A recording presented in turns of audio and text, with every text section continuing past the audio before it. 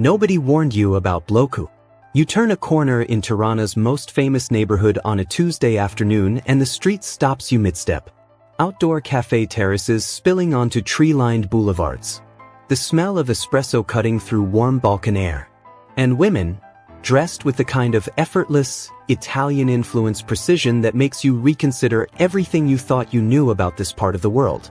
This is why they call Tirana the Milan of the Balkans. Not as a borrowed compliment.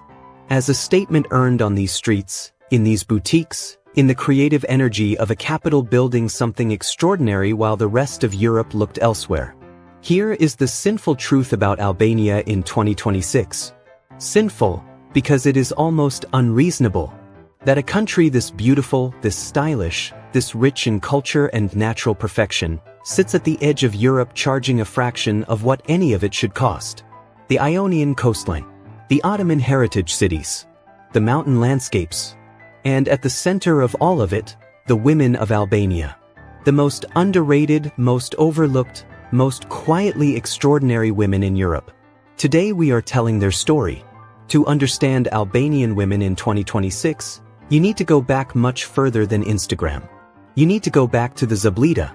The Xhubleta is one of the oldest garments in the world still in active cultural use. A bell-shaped traditional dress, UNESCO protected, with origins archaeologists trace back over 3,000 years. Its geometric symbols woven into the fabric are not decorative. They are a language. Symbols of strength, fertility, and a woman's role not as ornament but as foundation. Worn by women who built families, managed land, and kept communities alive through Ottoman occupation and communist isolation. Those symbols did not disappear when Albania opened to the world. They evolved.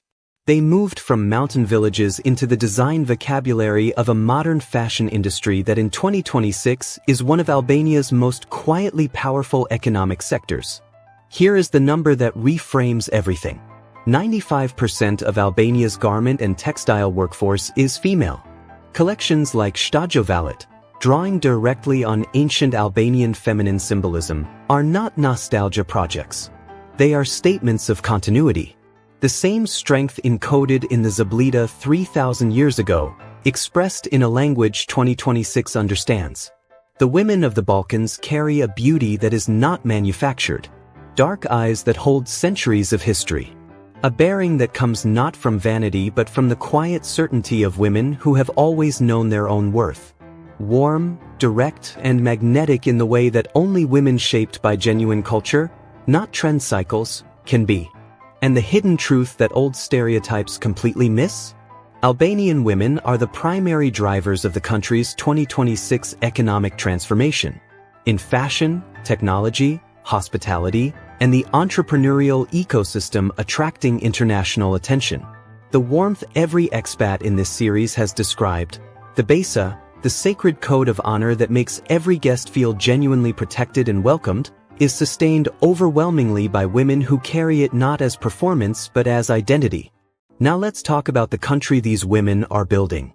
The communist-era rail network was one of the most dysfunctional in Europe, designed for ideology, not efficiency. When the regime collapsed, the railway collapsed with it. For a generation, Albania watched neighboring countries modernize while its trains sat rusting. That story ends in early 2027. The new Tirana-Durrës electric rail line is 90% physically complete as of April 2026. All 12 stations finalized by June 2026. Testing runs through year-end. Public service begins early 2027. Tirana to the airport in 12 minutes. Tirana to Durrës in 22. This line anchors Corridor 8, part of the EU's €9 billion Western Balkans infrastructure investment. Construction on the Durrës to Rogozina segment begins late 2026. Feasibility studies for the Tirana to Pristina line are complete. The direction is set and the European money is committed. This is not a country talking about integration. It is a country building it, in steel, concrete, and electrified rail, while its women run the industries powering the economy that makes it all possible. Which brings us to the question every digital nomad and international entrepreneur is asking in 2026. Is Albania the last pure Europe left? Here is what that question is really asking. Is there still a place in Europe where the culture is genuine rather than curated? Where the food is extraordinary because it always has been? Where starting a business costs $1 in minimum capital, 3 business days, and a 15% corporate tax rate among the lowest on the continent? In 2026, yes. With the honest acknowledgement that the window is narrowing. The sh.p.k registers in 3 business days. Corporate tax is 15%. Total setup costs sit under $500. The talent you hire speaks English, Italian, and German fluently. The woman running your operations grew up navigating 3 cultures simultaneously and considers that completely ordinary. Digital nomads are not passing through Albania anymore. They are registering businesses, signing leases, and making the decision that elsewhere calls permanent. And underneath all of it, the Xhubleta's ancient symbols, the Besa's living hospitality, the 95% female workforce quietly powering a fashion industry the world is only beginning to notice. So here is where this documentary ends. Is Albania the last place in Europe where the beauty is real, the welcome is genuine, the opportunity is open, and the price has not yet caught up to the value? Tell me in the comments.